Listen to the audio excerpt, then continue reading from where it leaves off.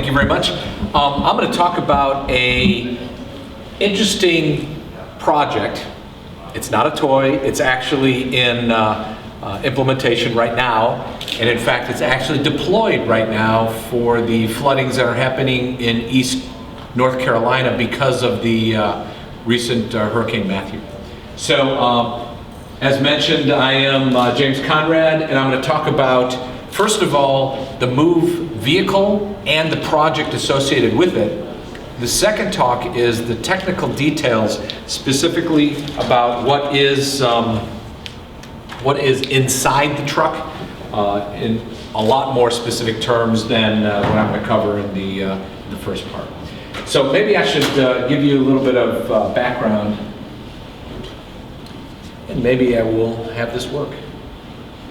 All right, let's see how this goes. And maybe I won't even worry about that. So going on. So here's the motivation. Why should you sit here and listen to this talk, other than the fact that you may have another session later on? Well, the first reason is because we have documented the steps that you would need to follow to be able to replicate this in your area, with your section, with your chapter and your region, whatever. This is a great vehicle, yes, pun intended, or a mechanism or a process to be able to involve a lot of members in your area.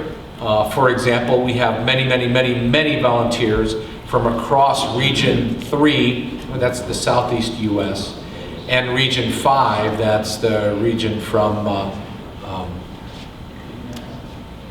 Louisiana, Arkansas, over quite a ways through Texas and further up north as well. And because of our activity, we've involved a lot of different people and actually have attracted members who ordinarily would not have done anything like this.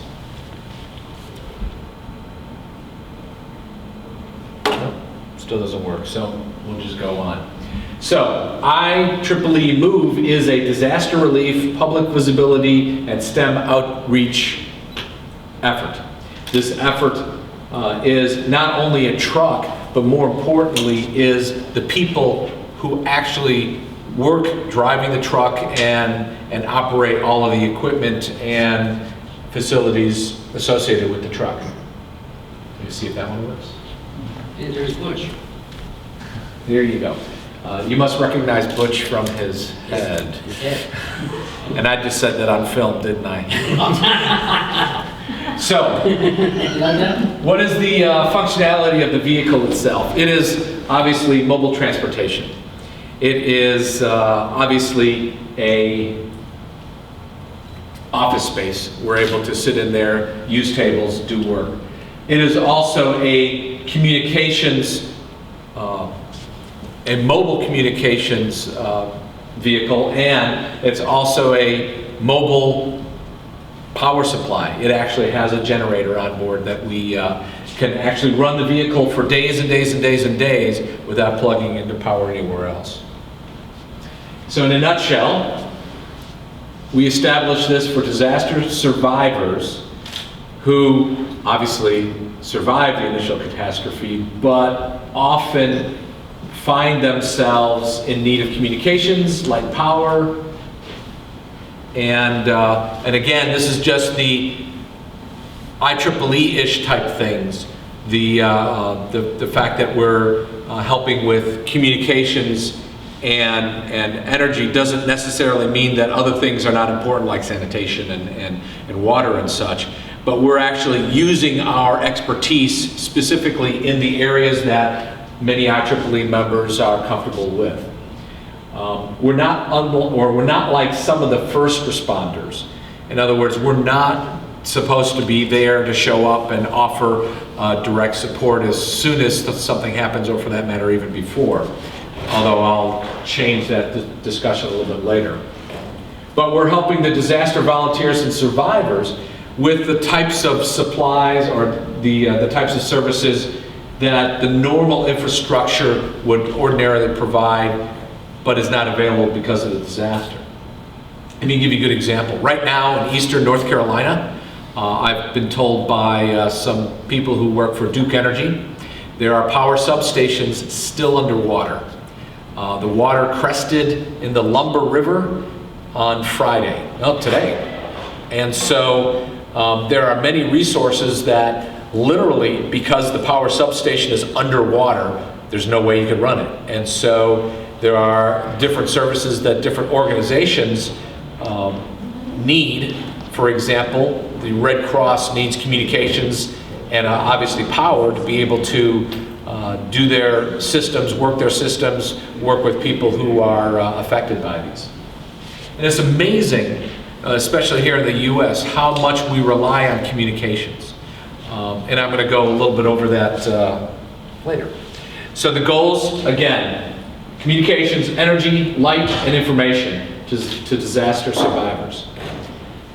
Now, initially I will say that we wanted to do something, and we're finding that our role is more beneficial in another area. And I'll just mention it right now. We thought we would be working directly with survivors, and we're finding that it's really hard to do that. And in fact, we're not really trained to do that well. But there are people like the Red Cross who are trained to do that. And so we're finding that our best value add is actually helping those Red Cross volunteers who've been trained to work directly with the victims, to go out and travel that they do. And we are actually finding that the Red Cross really appreciates our ability to help them do their jobs better, because we provide a solution for energy, for communications. But we're also looking to build a trained volunteer community, because this is just one vehicle. But there are different things that we can do. And I'll talk all that all the way at the end when we talk about the different types of solutions that we could provide. So first, the validation for what we wanted to do. We wanted to do something that would help with disasters, and so we asked people who had been through it. I don't know if many of you are aware, IEEE is headquartered in New Jersey, northern New Jersey in particular. Many of them were affected by Superstorm Sandy. And so we had a couple of sessions where we sat down with IEEE staff members who had been through the disasters and were able to tell us what they thought they needed. And this is how we first identified what our problem solution would be, is basing on this one single focus group of disaster Superstorm Sandy. We found out later that most disasters haven't even fit this profile. And their problem is that people stayed in their homes weren't terribly damaged, but they had no power for 10 to 20 days, 10 to 12, but some of them set up to 2 weeks or 3 weeks. And they were worried because there was no power whatsoever. It was really dark, and they didn't get any information because the cell phone was the only connection to the outside world. Sometimes it was spotty, and when they lost power in their cell phone, that was it. There's no way to charge it. And to them, that was rather unnerving. Do we have a clicker that works now? Yes. Oh, apparently yes. Yay. I assume I hit the buttons, right? So what we also did is we examined what other people do. How many of you are familiar with the Cisco Tactical Ops Group? No? Cisco has an absolute wonderful organization, one on the East Coast, one on the West Coast. And what they will do is they have, well, that looks pretty familiar, right? A vehicle that looks like that. They also have another one that looks like this with a huge mass. That's amazing. And they go around to natural disasters and they provide communications support for emergency organizations. So their goal is not really to help the survivors, the people firsthand. FEMA, of course, has their own vehicles. And as we found later, we actually helped FEMA in several situations because sometimes they don't really know how to use their own equipment. And there's also the Amateur Radio Emergency Services group, ARES, that does ham communications. And we didn't want to duplicate what they did because they do a very good job. I should also mention that Red Cross used to have vehicles kind of similar to what we have, but they got rid of them because they were hard to maintain and hard to operate. They just didn't have the expertise. IEEE does.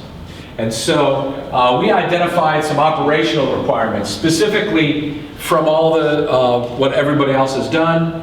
Cellular charging for survivors, communications of information. We intended on putting TVs outside the vehicle so that people could stand there and watch outside the vehicle, maybe get Weather Channel, Direct TV, CNN, etc., so they could find out more of what's going on. And then the display of other information, handing out where supplies might be, and hotspot for internet.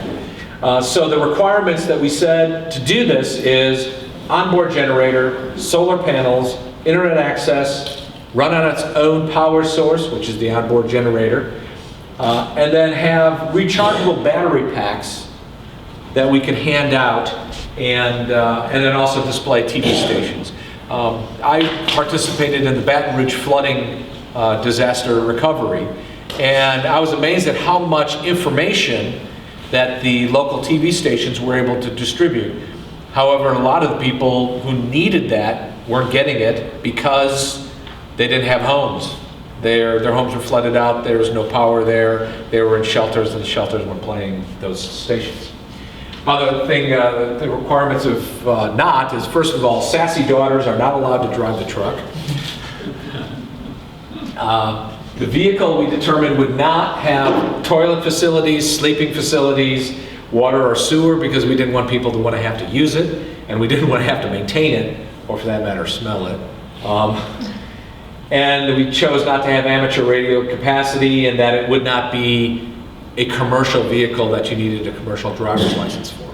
I am one of the quote-unquote trained drivers of this vehicle. I have had a training course for a day, and the vehicle fully loaded with what we have in it is about 23,000 pounds. Yes, question? Why not have amateur radio in the truck, or what kind of comms do you have in the truck? Well, first of all, the question was, why not have amateur radio in it? And our conscious decision was to not have it because it would be duplicating what somebody else has, and the fact that hardly any of us who are the volunteers actually have a ham license. And for example, I don't have a ham license. I just never had the opportunity or the need to do it. So we do have lots of other communications equipment, which I'll talk about briefly here, and then a lot more in talk number 2. So we have volunteer training. Interesting enough, there is specific training on disaster response for disaster response volunteers. The Red Cross even has one, this is scary, interacting with disaster survivors. Unfortunately, when I deployed, I didn't have that training first. So here I am talking with people who've lost everything, and I don't really know how to respond. But it's amazing how grateful they were that you were there helping them out in some way. But the intent was that we wouldn't be running this thing all the time for disasters. We intended to do 1 disaster a year. You know how many we've done so far? 4. Just disasters alone. So we're out there a lot more disasters than what we figured we would do, which is STEM outreach. And since it's an interesting vehicle, pun intended again, for how to reach kids, this is a great way to reach out to them and show them actually hands-on things. So we partner with the Red Cross, and the advantage of that is we sleep in their shelters. They have different shelters for victims as they do for volunteers. We eat their food. They actually also provide transportation. For example, when I deployed to Baton Rouge, I had to get back to teach courses. They paid for my plane ticket back, even though I drove the truck out there, and the truck stayed for a couple more days. They also help us with additional fuel if we can't find it ourselves, or for hooking up to shore power. So, of the activities that we've done, we've actually taken this and it's served as a headquarters in Eastern North Carolina for their fire preparedness campaign, which is basically smoke alarm installation. And then 4 times we've had volunteer training in those cities that you see there. We actually had another 1 or 2 training sessions canceled because the vehicle was deployed.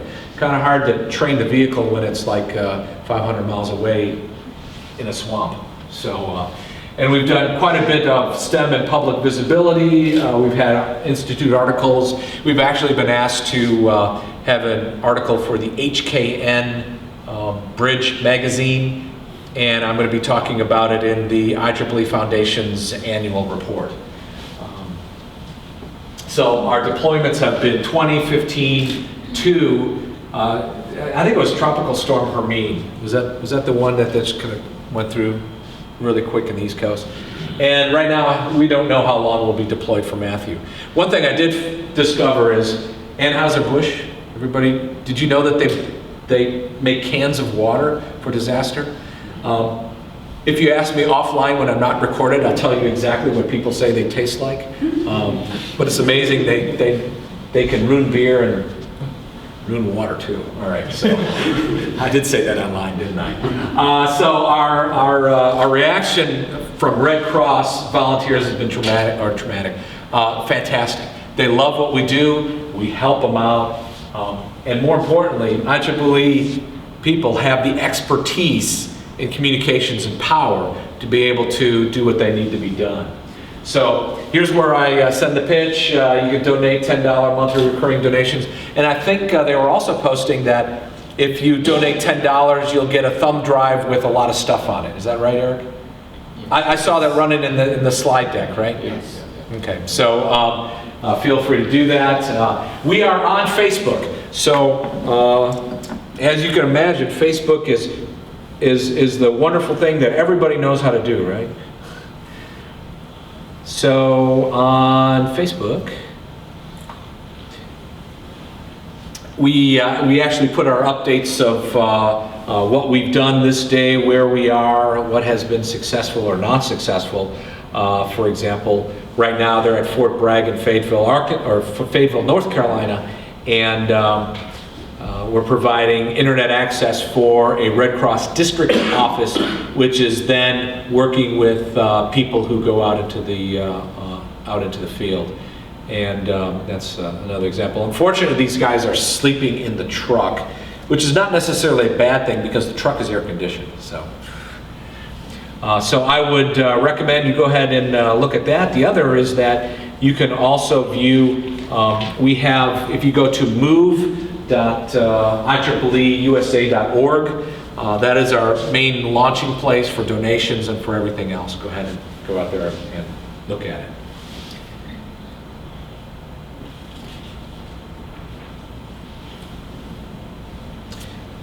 That is about it. Mary Ellen Randall, the former Region 3 director, is the one who is mostly the brainchild and is really driving this. Unfortunately, it seems like the one volunteer who is most able to help is her husband, Grayson, so she's always sending him out and doing all these deployments. So I think he's been at every single one. And again, more information, move IEEE USA. You know, I'll take a couple of questions about the general nature of this before I get into the second talk. Yes, sir. Yeah, this is more a comment than a question. At the last flooding, we recognized that it's really helped to organize the help of the volunteers by Facebook and social media, and so we were able to relocate many, many volunteers in a short time by Facebook and Twitter, etc. And this might be in